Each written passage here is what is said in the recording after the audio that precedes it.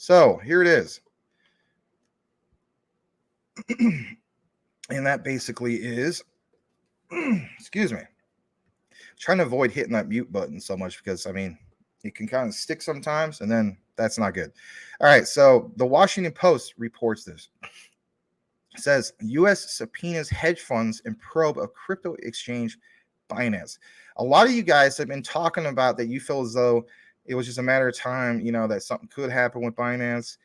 But, at the same time, in retrospect, though, that it was kind of like, who's next? There's something about when there's a lot of bad news, people just look at like, all right, who's next? Who's next? Who's next? And then whether there's really somebody next, then somebody wants to find just that who's next. But I mean, at the same time, we should all be very skeptic of, who realistically could be next and who isn't. But here it is. It says the federal probe into Binance is unfolding at a time of deep uncertainty in the cryptocurrency industry. This was reported yesterday at 7 a.m. originally, but it did make some more headlines today. Here's a picture, of course, of CZ of Binance. On top of that, federal prosecutors are examining American hedge funds dealing with cryptocurrency exchange Binance as part of a long-running investigation into potential violations of money laundering. Oh, great.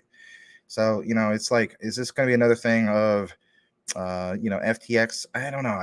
I'm kind of leaning with, I'm doubting it. But if anything does come true where, some of these things that people believe that, CZ is like, sinister to say the least, then honestly, this will set us back quite a while as far as true retail adoption or more retail investors coming into the crypto space. If anything, it would crash the market, something fierce.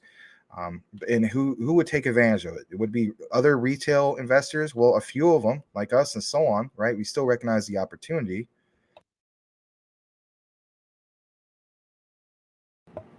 But nonetheless, the institutional money would come and sweep in all this stuff. You start seeing crazy whale activity and so on. So there's always going to be that. But anyway, here's the key thing, right? So jumping into this more further, it mentions specifically, according to two people, each of whom reviewed one of the subpoenas and spoke on the condition of NAMI to discuss the confidential matter, basically feel as though that these subpoenas which have not been previously reported, do not necessarily mean authorities are likely to bring charges.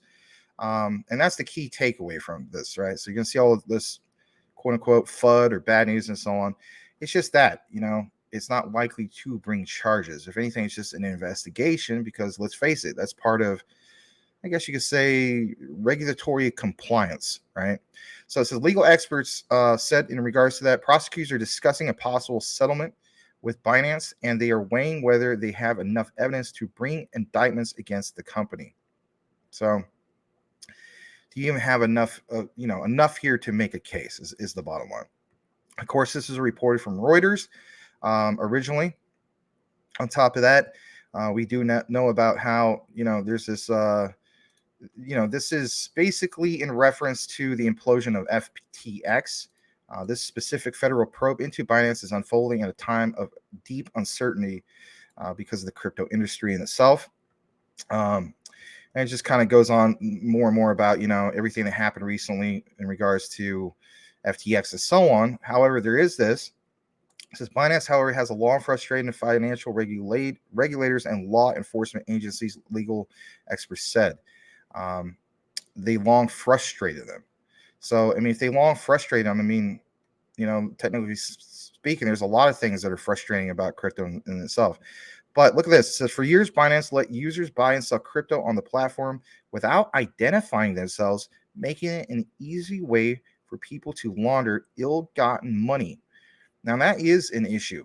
And if anything, there does need to be them, being cooperative as far as the investigation, to say the least. I just hope that we don't find anything in which it's going to be, if you remember this yourself, like a Silk Road moment. And of course, for the newcomers, I don't want to take too much of a deep dive into that, but just know it had a lot to do with, for instance, drug dealing at a organized crime scale, right? All right. So if you want to view more about this, it goes into some details on some other things, for instance, like Sam Bankman-Fried and these other reports. You could definitely see the full report at the Washington Post.